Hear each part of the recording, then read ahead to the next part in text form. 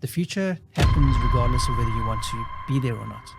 The question is, will you create your own future, or will you be the victim of a future that somebody else has created for you? Raymond is a speaker and consultant who assists organizations understand trends that are influencing the future world of work. You may rail against the fact that the world has changed and get annoyed, but the one thing you cannot avoid is the fact that the world has changed.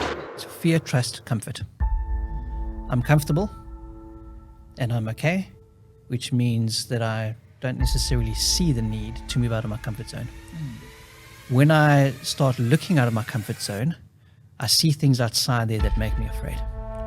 Because they're not what I'm used to.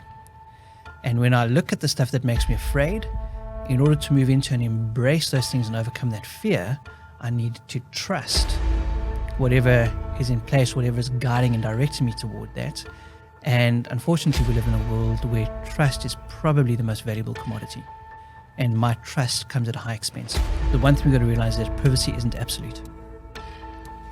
Okay, we live in a world where absolute privacy is no longer possible. It just doesn't exist.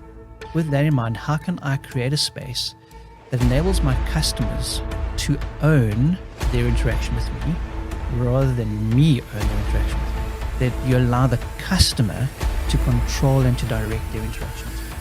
And very importantly, to connect with people here and here. Help people to understand the stuff, but make this 1 foot jump down to their hearts. Wow. That says, but now here's why I'm going to respond to it.